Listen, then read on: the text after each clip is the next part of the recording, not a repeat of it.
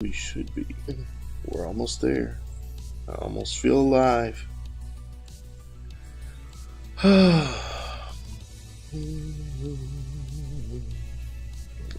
we are live.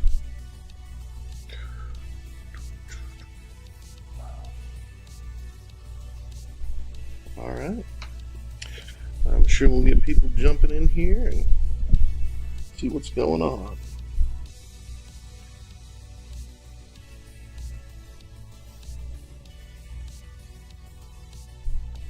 Curtis is not riding solo today. No, he's not. No, he's not. I'm here. I'm just. I do have a friend. Yes, I've got a thing at 11, and I'm trying to get the login credentials from the lady whose thing I'm doing at 11. So here, Curtis, y'all talk amongst yourselves for a sec here. I'm gonna mute. Yeah, well, the chat seems a little vacant right now, so, I'm talking to myself. Am I talking to you? Am I talking to you? Or am I talking to me? I think I'm talking to me right now, actually. So, I think it's just me I'm talking to. And so, if you're in there, let me know, because, otherwise I'll get lonely here, because we're about to get kicked off here in a couple of minutes. Dave's finishing up a couple of things, and then we'll jump into today's big shoe. So anyway, as we're getting rolling here, going to be talking about, what should we talk about today? We could talk about cats. No. Dogs. We can talk about dogs if y'all want to. We can talk about technology. Nah. Let's talk about church air conditioning systems. We can talk about church air conditioning systems today. Why not? It's a creative medium used to enhance what we do, each week, at least here in Texas. Definitely need an air conditioner. So, if there's ever something you guys want to talk about, then there's a form to fill out. You can do that. It's all, available with our stuff. And then we will follow up and try to do a show that applies to you in a specific way, which is great. We'd love to do that. So anyway, but so just waiting for maybe get some people jumping in on the chat. If you're here, let me know. Give me a shout out to let me know that you're here and wanting to talk about stuff today as we kind of navigate, some of what it means to work with AV in the church. So, but there's all kinds of stuff here. We can do this. Let's play this game. This is the What's on Curtis's Shelf game. So you see this here? Look at this. This is fun. This is a fun story. Fun story right here. This is a basketball signed by Mike Krzyzewski, right? The Duke basketball coach, recently retired. And I love to collect. If you haven't noticed, I have some collections of things. I have lots more other places, but we won't talk about that. It's a little obsessive. But this ball, I wanted to get something signed by Mike Krzyzewski, and I found it online. But, collectibles are valued differently depending on what they look like. And this one is personalized with a note to somebody, which devalues it. Except for the note is to CJ. I'm Curtis James. I'm CJ. And so... Cecil Juniper? No. But what it means is that, I think he actually wrote this to me. He just didn't know he was writing it to me. So my wife said, well, you have to get that. So she bought it for me for my birthday. Signed Mike Krzyzewski ball. So super cool. There's all kinds of goodies. You just never know what you're going to find sitting around. There's lightsabers. There's bison. There's... Yeah, you put the lightsaber there when we did our fourth May the 4th thing, but you didn't ever tell them about that lightsaber. Oh no, it's a replica. My kids bought me replica of Luke Skywalker's Return of the Jedi lightsaber. So very cool. Did it come with a? Oh no, that would be the Empire Strikes Back one, the one that comes with a hand, a detached hand. Yeah, it didn't come with the hand. Now this one there was a hand with it, and it stayed with it the whole time. Now it was Darth Vader's, I guess then. Yeah. And we have a picture of Aubrey, the portrait of Aubrey, my bloodhound. So Yeah, she's with us all the time. Let us know if you're in. Uh, Boom. hello, So hello. hello to We got a hello to couple Ray guys B. in. Yeah, from Indiana. Whereabouts in Indiana, Ray? I'd love to know. My parents grew up in Indiana, so I've spent some time there. Actually, like it very much there. It's a pretty place. Pretty place. What I really like in Indiana most is I like the people. People in Indiana are nice. I just like it. Good So folks. I do. They are. They are. There's some places we won't mention that people aren't as nice, but hey, Muncie, nice. My parents were from Kokomo, so everybody knows where Kokomo is, even though there's really nothing in Kokomo. But yeah, yeah. I have family in Terre Haute. Yeah. Terre Haute, yeah.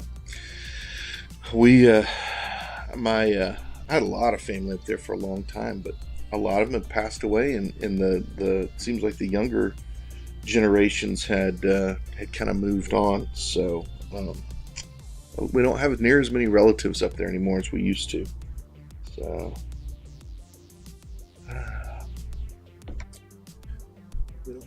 but I love Indiana, and the temperatures are really nice there right now compared to here. I mean, like, even when it's hot there, I know it's humid, I know you got the stickiness thing going on, but it's just so hot here that I think humidity is better when it's 105 degrees.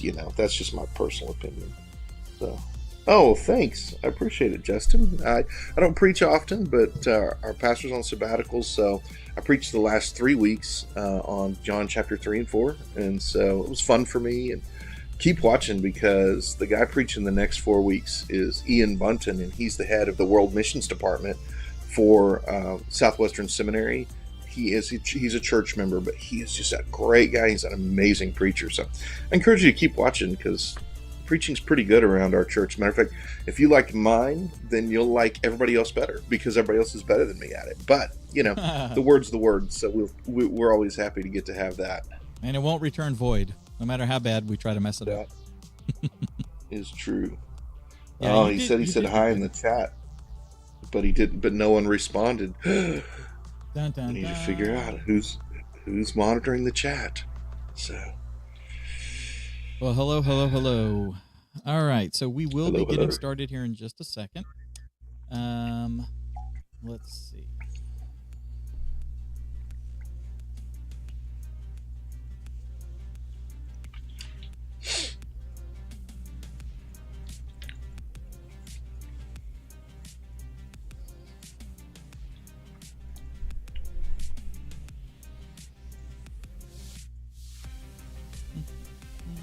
All right, cool. Did you get it all done? I think so. I got the code from Christine. I checked in. Of course, my cameras are being used by something else. I don't know what could be possibly using my cameras right now, but they are. We should be good. So I should be able to roll out of this and roll over to StreamYard. Okay, Nice. so now hang on. I'm going to reset my Stream Deck. Resetting the Stream Deck. Always an adventure. You never know what's going to happen. It's like Christmas morning. Anytime you reset a device right before you go live. I mean, you want to, because otherwise you get the surprise during your show. But always fun. Come on up, Stream Deck. Yeah, it's been working just fine. Of course, as soon as I decided it was time to use it, then it's like, oh, hang on, I'm not going to work right now. Don't forget the music off. Thank you, Justin. I appreciate that. I'm actually not monitoring the music, so I don't hear it. So I appreciate that reminder. Thank you for being a part of our village here.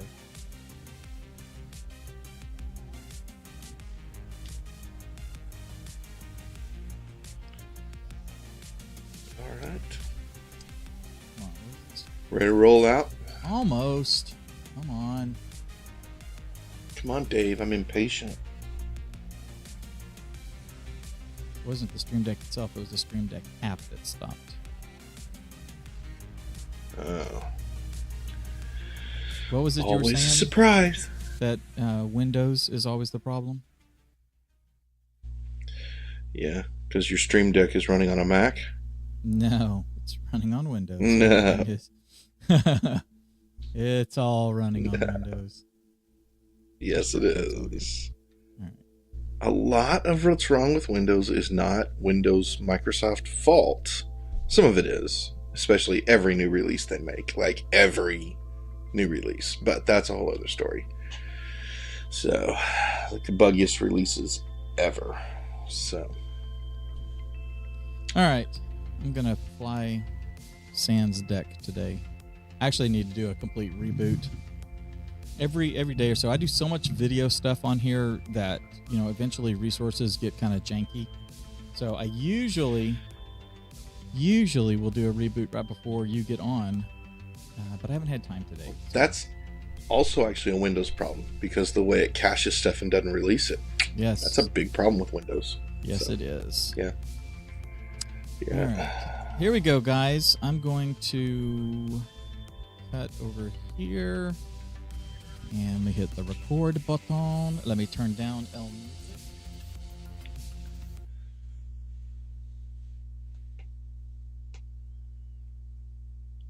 Once again, thank you, Justin, for being our associate producer. I love that. We have, or was it production assistant? He's our PA.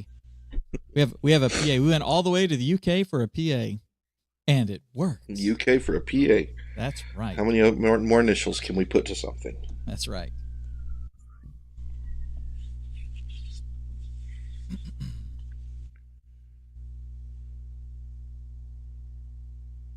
If you're like most of us that work in church media, you're going from week to week to week, doing everything you can to put on the best possible show, for lack of a better term. Well, hang on. I lost it. If you're like us in church, if you're like,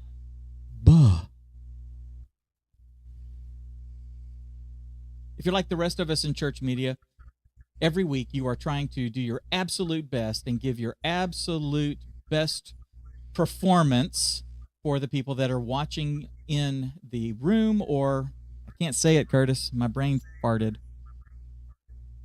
You want me to do it? Yes, I do. Hang on. All right, throw it over here. Hang on. Let me see. What I'm trying to say is, I'm wanting to say, however, there are so many things that you are doing right, and if you keep doing those things, then you can't help but succeed. It's something like that. All right, here we go. Okay. Let me make you full screen, and you can drive. I'm coming up with it. I got it. It's coming. It's coming. I only had 5 seconds to prepare. All right, the wheels are turning. All right. Have you ever noticed that everybody's willing to point out what you do wrong in ministry? Like when the sound isn't right, when there's feedback and all this stuff is going on? And it's easy to look and say, I want to do the best I can, so I don't want to do anything wrong. But when it comes down to it, you're doing a lot of things right. And that's an important thing to say. There's plenty of lists to say 10 things you did wrong. But how about 10 things that you're doing right? 10 things that if you keep doing, you're going to be blessed through it. I'm Curtis James. I'm a church media creator. I'm glad to be here with you today and talk about this. I'm here with my partner, Dave Curley. Welcome to the show, Dave. Hello, hello, hello. Thank y'all for being here and joining us. Curtis, that was a really good intro. I really like that. Oh, well, thank you. I just made it up just now. That's live production, folks. You should have seen it. I was trying to come up with one. I couldn't do it. Curtis immediately stepped in. And that's a point that we try to hammer, for lack of a better term, into everybody, is that in your media team, if you have someone who knows how to do what you're doing as well, who is cross-trained, then they can always jump in and fill the gap that you're leaving, whether by commission or omission. And I was omissioning, and Curtis said, I got it, Dave. I'll take care of it. So thanks, buddy. Sometimes you just block out. I mean, if you're a worship leader, you get this. It's when you get to that intro and the song, it plays, and you open your mouth and you cannot remember the first word. It's just gone. You may have sung the song 1,000. It may be Amazing Grace, and you're like, Is it great grace? Is it really good grace? What's that first word? Old rugged And it's cross. just What? gone. And that's when it's good to be able to look over at one of your vocalists and just kind of smile, and they'll be like, I got this, and they'll start the song. And so, yeah, it's always good to have other people on your team. It's why we don't want to be lone rangers. That's Doesn't right. work well. You made a really good point. You and I spend a lot of time on and off of YouTube looking at stuff and getting tips and tricks, and hitting all the areas that we're wanting to grow in and stuff. And there seems to be a huge amount of 10 things you're doing wrong. Fix these 10 things. You're gonna get better and all that sort of stuff. And there's nothing wrong with that, because I think we all know that we are making mistakes or what have you. But I love the idea of, hey, here's the things that you're doing right, the things that we overlook as things that we are actually doing right, the bigger picture of what it is we're doing. You and I are looking at cameras. We're looking to make sure that the slider is working. We're looking to make sure that the transmitter for the guitar is working, that the signals aren't getting crossed, that we're not getting some pops and hisses and things like that. And it seems like that while we're trying to put our best foot forward, right, on behalf of our church, it feels like we're just going from one little fire to the next. So Curtis and I really want to help you keep the proper mindset, because mindset is key to everything that we're doing, everything that you do. If your mind is in the right place, and your mind is following your heart, because your heart is in the right place, in this case, a heart to serve, then you can't help but succeed. And it feels darn good when you realize I am having an impact, even though I'm just moving sliders up and down, or like me, I'm just clicking a mouse, 200 times inside of an hour. Yeah, it's important, because the fourth week in a row that your pastor's mic drops out, even though you've changed the frequency and tested them, and you just don't know why it's happening, the fourth week in a row that your camera chooses to autofocus and blur out people's faces, even though you've practiced it and you've worked with it, when things are going wrong and things are breaking down, we can get really discouraged, and we're normally our biggest critics. And so what happens is we find ourselves really focusing on what went wrong, that 3 seconds that went wrong, that dropout in the pastor's mic that we're probably the only ones that noticed, or the fact that the click didn't start when it was supposed to and there was this gap. We notice these little tiny things, but when it comes down to it, you're doing a lot of really important things. And Dave, you mentioned one of them right off the bat, and that's number one on our list, and that is you are serving. You are serving, and it's so important. So 1 Peter 4:10 says, as each of us has received a gift, use it to serve one another as good stewards of God's varied grace. Okay? This is big, guys. You are serving. God has given you a gift. Your gift is that technology makes sense to you, or that you're willing to work through it and make the technology make sense to you. And so you maybe you have a good ear, and so you're a good sound man. Maybe you're good at managing people. Maybe you connect with the tech and you understand it better. But for whatever reason, you have a gift in this area, and you're being a steward of it by not only using it at your workplace or your house. Maybe you have the best home theater system on the planet. That's great. Are using that skill for your church. Just because your car sound system is awesome, what are you using those skills for? And the fact that you're willing to use your gift to further the kingdom, to bless others, to serve others, that's part of God's calling on our life. And statistically, really, 10% of church attenders actually serve in their churches. 10%. That's really low. And that puts you, that puts you in the top 10 percentile. If you were taking a test, you would think, I must be pretty smart if I'm in the top 10 percentile. Now, we'd love that number to be higher, but it means that you're doing something that a lot of people aren't. You're doing what God has called you to do, and you need to be encouraged by that, and need to realize, despite stuff not working right, maybe it's because your equipment, you just don't have enough money to upgrade a piece of equipment, or maybe it's because of a problem you're still trying to work through. Don't let that kill the fact you are serving. You're serving faithfully. You're serving every week. You're serving consistently for your church, and that really, really matters to the one who matters most in our whole process. So number one, be encouraged. Don't ever stop doing it. Don't get discouraged, but instead continue to serve. Way to go. You're doing it. Good job. I like that. Um, that right there is kind of the heart of everything. Is that you are one of the questions that you and I see a lot coming up in the Church Media Hacks group. Go to churchmediahacks.com and make a request, and we will be happy to let you join our private group. One of the things that we see a lot, people are saying that they're having problems getting volunteers, growing the volunteer base, expanding it, training volunteers. There's a whole subculture of dealing with volunteers, but the the the thing that you're looking for, and this is a I guess a free tip, is look for someone who just wants to serve. Okay, and it doesn't matter where they're serving; their heart is to serve. That's something, Curtis. I know that you and our pastor Jared and Jason, when you guys all finally came together at our church, it was over the course of a couple of months, gathering the ministry team. But you guys made a conscious effort to develop a heart of service in the people of our church, not just a heart of service for one thing.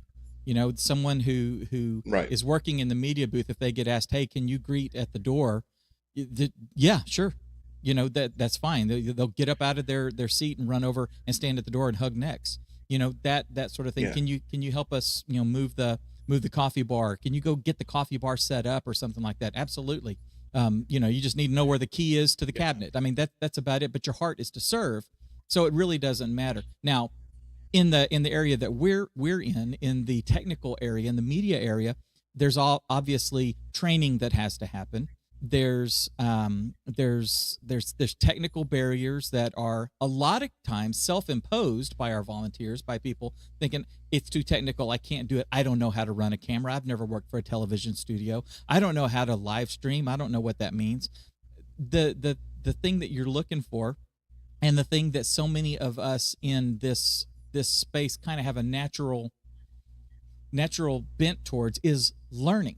And I want to commend everybody, because you do want to learn. The reason that most people are watching this, I mean, unless we are just your Thursday entertainment, which if we are, hello my honey, hello my baby, hello my ragtime You may gal. need to get Netflix. Yeah, Just saying. I know it's expensive, but yeah, I can do a little soft shoe routine or something if you need. But there are cat videos already over on your side panel. Yes, they're really funny. Yes, There's got to be cat videos. You're on YouTube. You're on Cat Central. And I'm working on turning Curtis into a meme, so you can always enjoy those. But but the thing is, way too easy.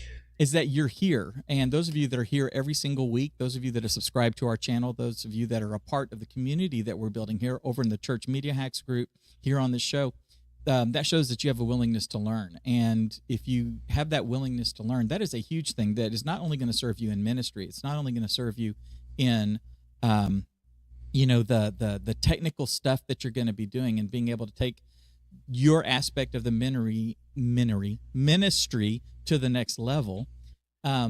It will serve you in life, because if you don't know how to do something, then you know that it is a matter of overcoming that lack of knowledge, which means just go gain the knowledge. So I want to commend you for being here. For those of you, especially those of y'all who do this every week and have stuck with us since we relaunched this whole show, thank you. You deserve you deserve so much more than a pat on the back.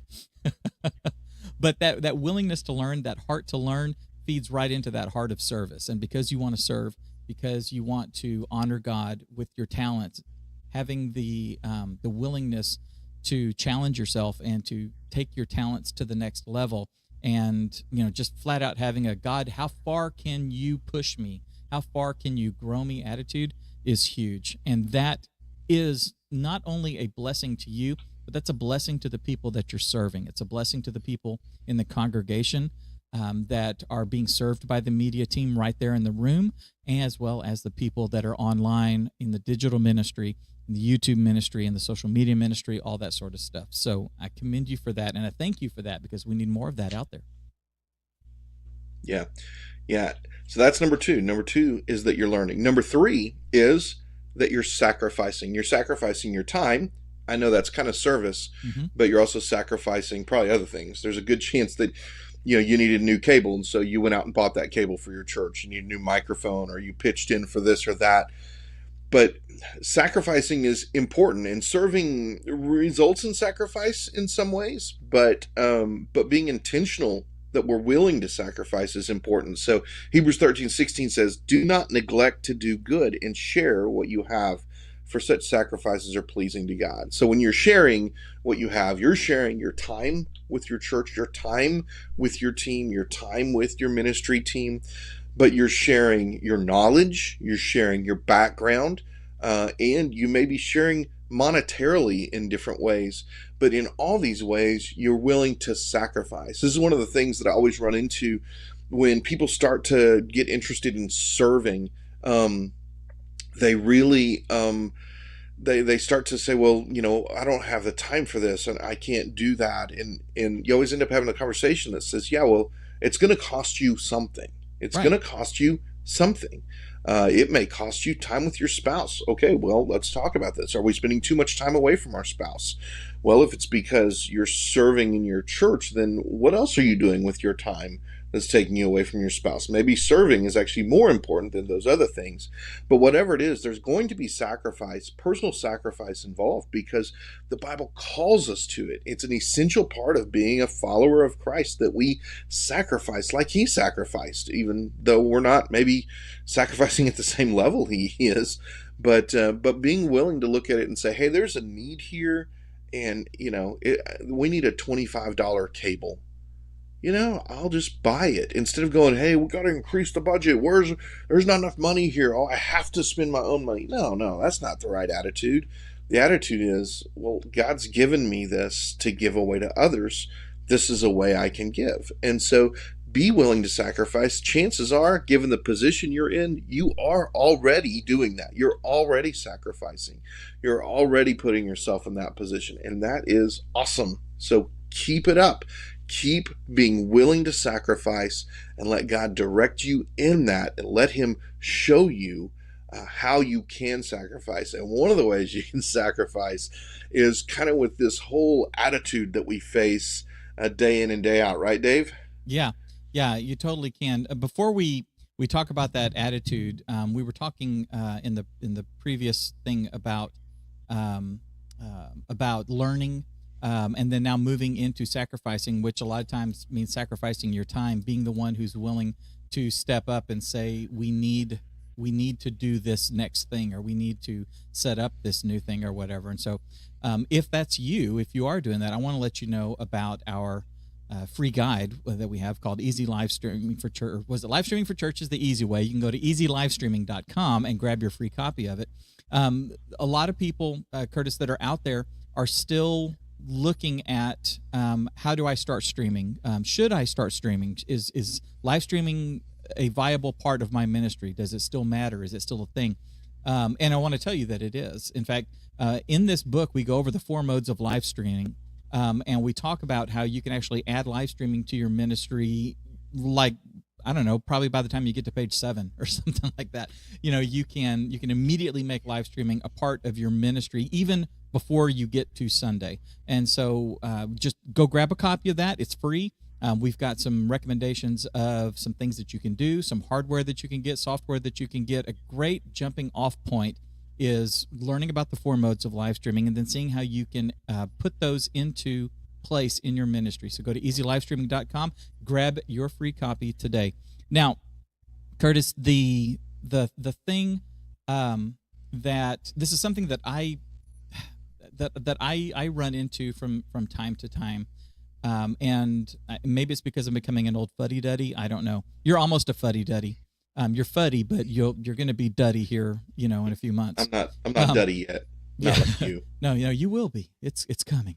But it's the patience. It's being patient and pouring grace on people, and that is something that if you are patient and if you are pouring grace on people, then you are not only blessing them, but you're also blessing yourself. I look back at all the times that I've made dumb mistakes, And whether it's in production, whether it's in life, whether it's in the checkbook here at home, whatever. And when patience is doled out to me, and when grace is poured on me, it it it's a it is a it's an humbling blessing. And we have to remember that the people that are in our media team, the volunteers, whether they're in our media team, whether they're on the stage, part of the worship team, whether they're the ones that are hugging necks at the door, doesn't matter. They are giving of their time, and they are not the seasoned professionals that we may be, or that maybe we may be aspiring to be. And so when we exercise patience and grace on them, we're exhibiting Christ's love to them. Let's see. If you look at Colossians 3:12 and 13, it says, "Put on then, as God's chosen ones, holy and beloved, compassionate hearts, kindness, humility, meekness, and patience, bearing with one another, and if one has a complaint against the other, forgiving each other, as the Lord has forgiven you, so you must also forgive." And that, Curtis, that is something that over the last several years um, has been heavy on my heart, is being a person of patience and grace. And God has orchestrated it so that I must learn to be a person of patience, and thereby pouring out grace on others. And so those of you who are in the ministry, serving, volunteering, working in media, training other people, if you are the pastor, if you are the worship pastor, and if you are the one who is who is front of stage, who is front of mind for people, and you've got a bunch of people that are behind you that are putting all the pieces together and working to make sure that what we're doing on Sunday morning is as flawless as possible, okay, because we don't want hiccups, and is as seamless as possible, and is not a distraction for the people that we are serving in the audience or online. If you're one of those people, I want to encourage you to exercise grace and patience with your team, because they are serving the same Lord that you're serving. And when you are kind and loving and patient when something goes wrong, you are exhibiting that Christ-like love. I don't remember where the reference is, but it's a exhortation, Curtis, for husbands with their wives to love their wife like Christ loves the church, making a sacrifice for themselves. That is specifically talking about the husband-wife relationship and our responsibility as husbands. And I encourage people to take that same heart and pour it out on others. Pour it out on your volunteers who have come and said, "I want to serve alongside with you." So if you're doing that, fantastic. Keep doing that. If it's something that you struggle with, then pray that the Lord gives you more opportunities to exercise that patience and grace, and that He gives you the opportunity to see when patience and grace is poured out on you. Yeah, definitely. It's something that as you've poured out on people, and you pour it out on people, and you pour it out on people, and yet someone still comes and complains about the song, or says it was too loud, or whatever. Sometimes we just reach a point where we're like, I don't want to be gracious anymore. I don't want to be gracious anymore. I'm done being gracious. Like, I've had it. No more grace, And that's just not right. I mean, we all have been there. We all have that feeling, but it doesn't make it right. It means that's when we just need to provide more grace, and means we need to be more humble in our approach to things when that's going on. It's a hard thing to do, but you're doing it. Don't stop. Keep doing don't it, stop. even though people will challenge you to quit doing it, for absolute sure.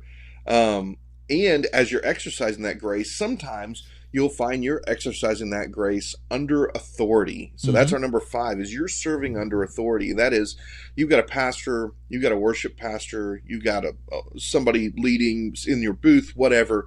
You're working under an authority, and sometimes you're not going to agree with the decisions they make. And you're not going to, maybe you don't even know all the details. Maybe you do. Maybe they're making a decision that really isn't the best technical decision. But you're still falling under that authority, and that is something God lays out for us. It's an important thing that you're doing as you serve in your church, and that you're being willing to submit yourself to authority, just like Jesus submitted himself to God's authority. That's a whole other thing. And so there's this authority structure that's in place throughout everything that we do, and you're willing to serve in that, and that's what we want to see. We want to see people who are willing to fall under the leadership of the people that God has placed over them. Mm-hmm. And it's exciting to see that you're doing that, as somebody who's coming here, who's serving there, and who's seeking to grow. So way to be a builder up of your staff, and way to be someone who's willing to fall under the authority that God's placed over you.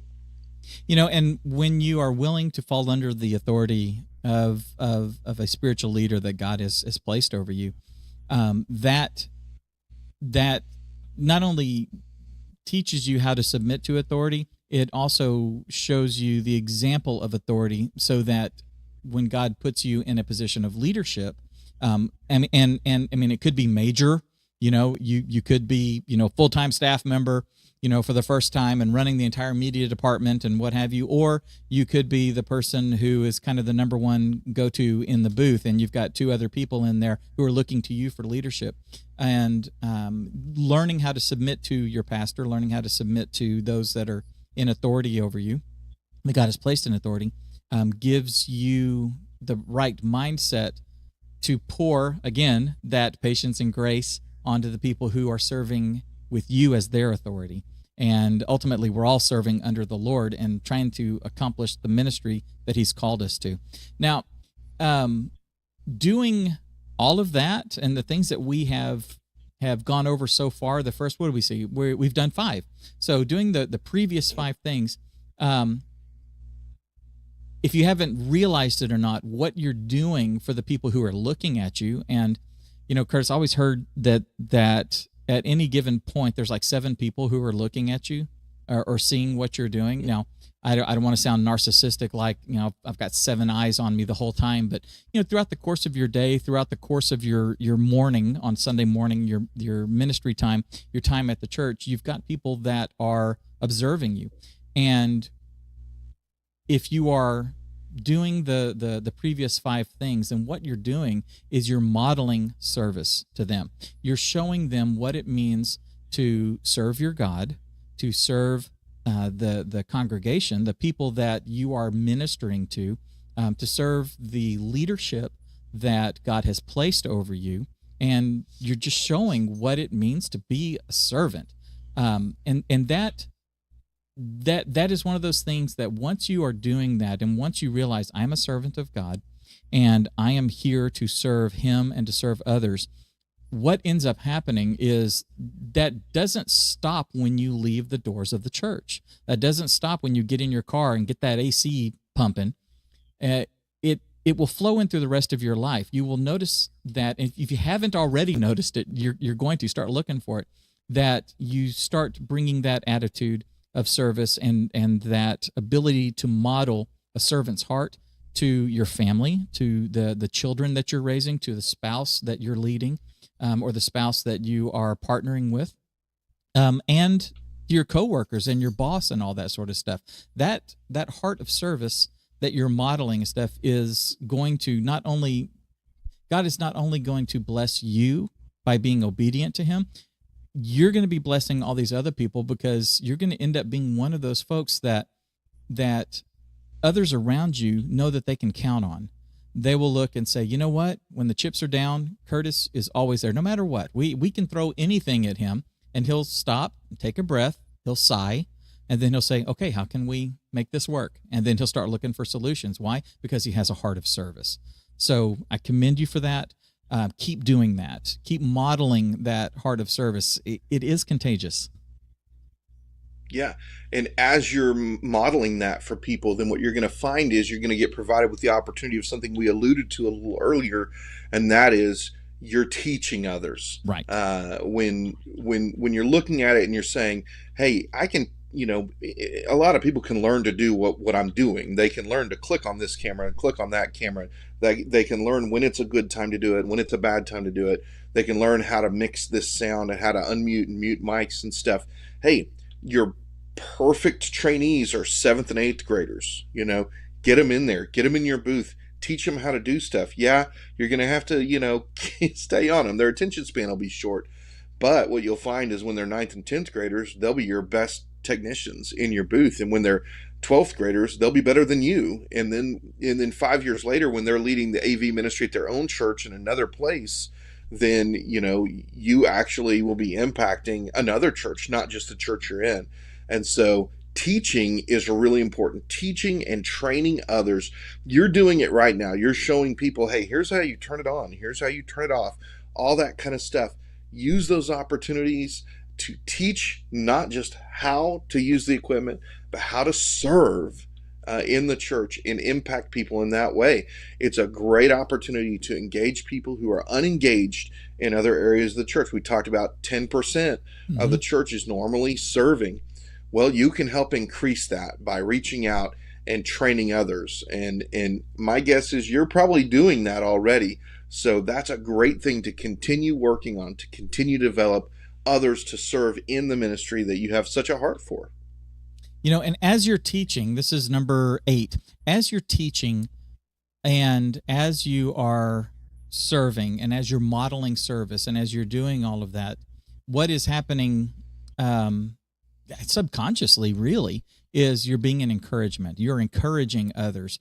You are you're becoming magnetic, Curtis. You're going to attract people around you that have that heart of service because you are encouraging them, because they are looking at you, especially if you are someone who, when something's not going right in your life, but you're continuing to serve, that is a silent encouragement to someone else who may be doing just great right now, or who may be starting to go through some problems or something like that. And they can look at you and say, you know what?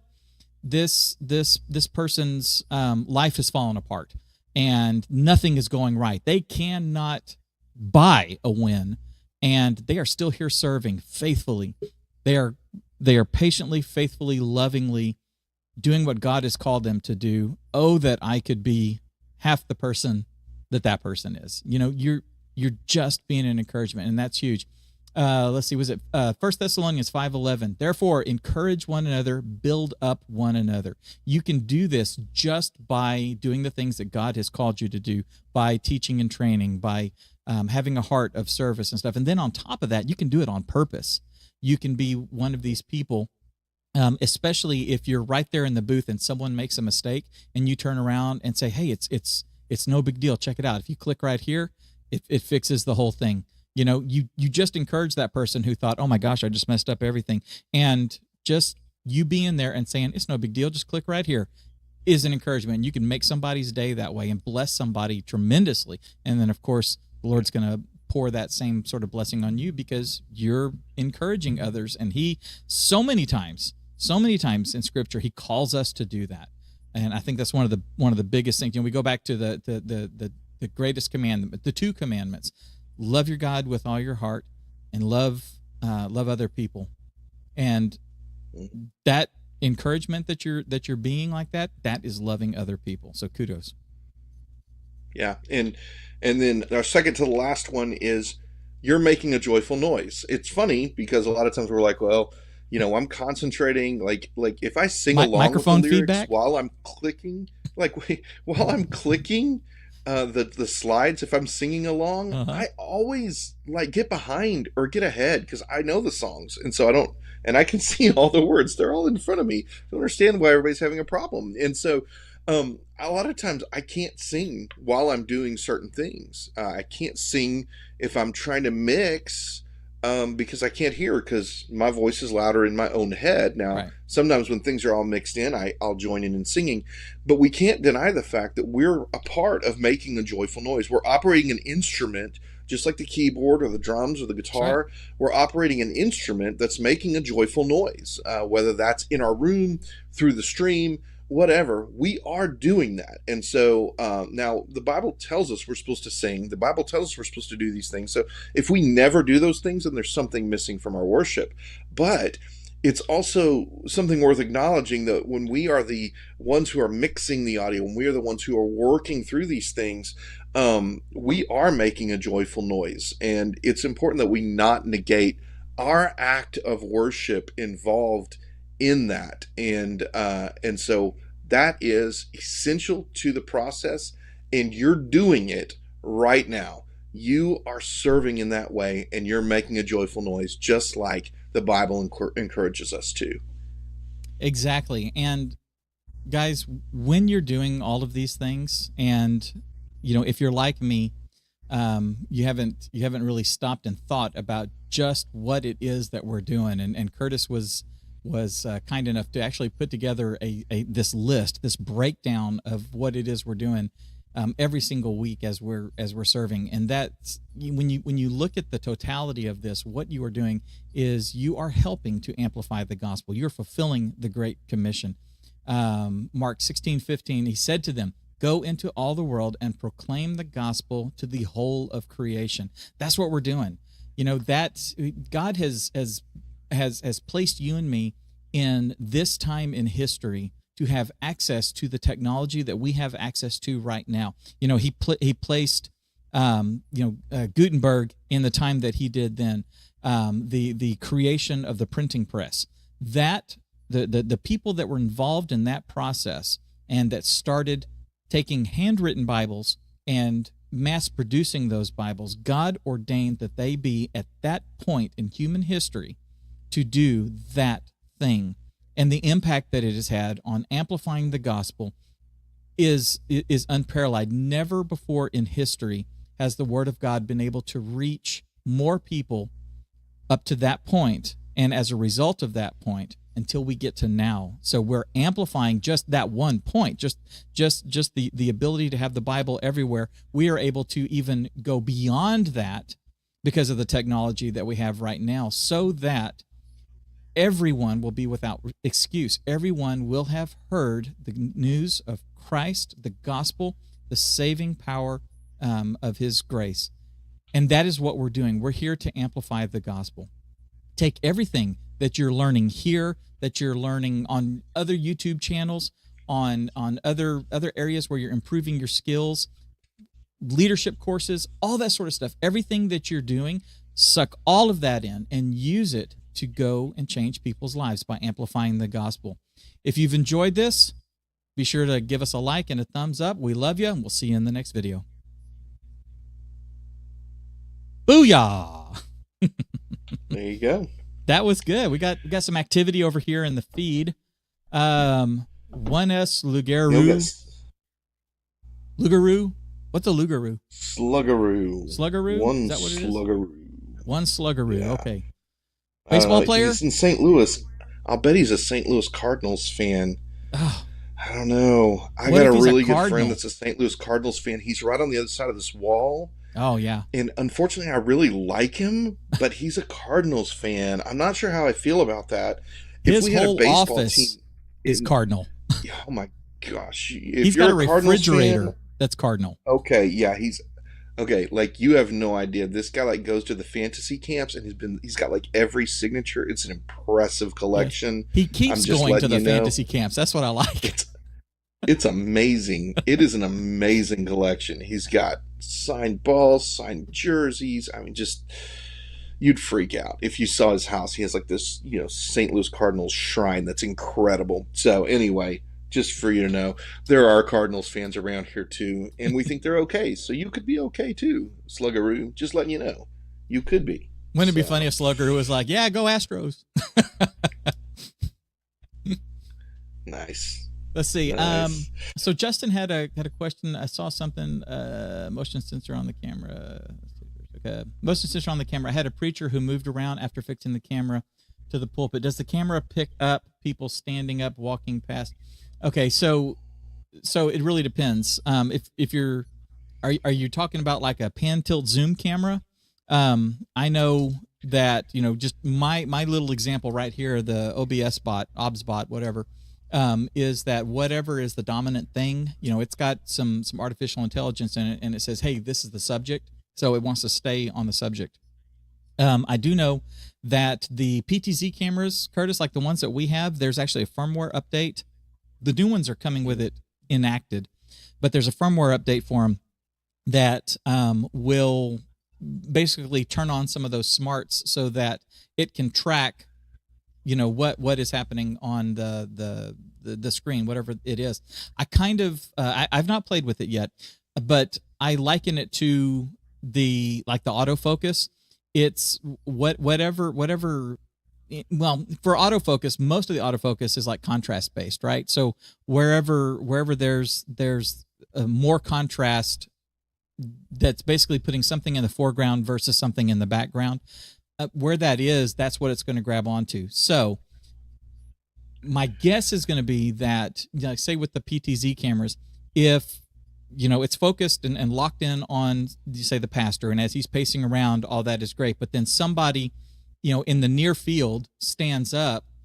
If they're like really dark and kind of blurry, maybe for that second or two that they're there, it doesn't grab onto them. If they're there for a longer period of time, it might. So the best thing to do is to practice with that. And what I would do is I would take 2 or 3 people into the auditorium with you, whether it's during rehearsal time, but before everything gets started on Sunday mornings, or in the middle of the week, grab 2 or 3 people, go stick someone up on the stage, get it set on them, and then position some others where these people are going to be and have them stand up and have them raise their hands. What happens? Does it grab onto them? Okay. Is it something that we can turn on and off, where basically once the pastor starts preaching and pacing around the stage, we turn on the tracking feature, and now it's going to grab them and go around. Be ready to turn it off if you need to, right? And go to a preset, kind of your little ace in the hole. But if it works by turning it on and off, that may be your best bet just all the way around. So play with it, and then let us know. Get in the Church Media Hacks group and let us know.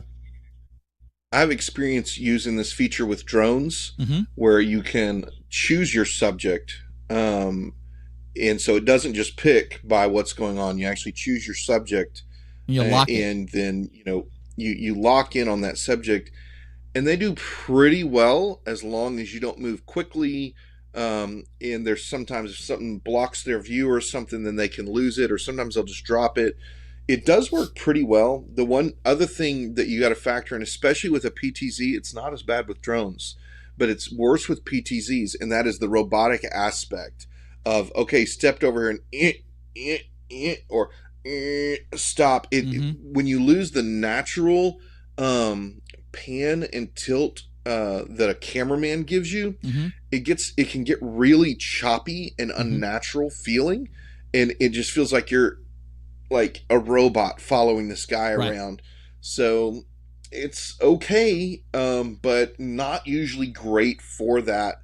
It's why it's not what's used in a lot of studios and things like that, where people are moving around. They still use human beings for camera operation because of that. In sports, they do a lot more tracking based stuff, but that stuff is crazy expensive to give you a little smoother movement. So anyway, the more you spend, the better it's going to work. The less you spend, the worse it's going to work with this kind of thing. And the technology's there, but it's maybe not all the way there yet, like reliable. So just something to consider. Yeah. And practice. I mean, that's really the biggest thing is practice. Find out where the weaknesses are, and then see how you can work around them or how you can compensate for them. Because it may simply be, in our case, Curtis, we've got the 2 PTZ cameras mounted at the 2 locations that they are. It may be that you need to move it over 3 feet, and now that problem is solved, because that one person that's tall, in our case, David Stokes, he's like 6'8", 6'9" or something. He's a giant. So, we asked him, hey, if you would please sit over to the right or over to the left, not right here in front of the camera booth. Because as soon as he stands up, boom, he's blocking the way. So it may be something as simple as that too. So just, play with it and see what you can do. All right. I think you got a show to go do, don't you? I do, and I'm going to have to go, guys. And so we'll see if next week if we can hang around just a little bit longer. With the summer schedule and stuff, I know Curtis is going back and forth between camps and meetings and all sorts of stuff like that. So if we can hang out more, we sure will. Guys, we love y'all so much. Thank y'all for joining us, and just go have a fantastic week and be blessed. Oh, man, now I sound like our pastor. Take care. Be blessed.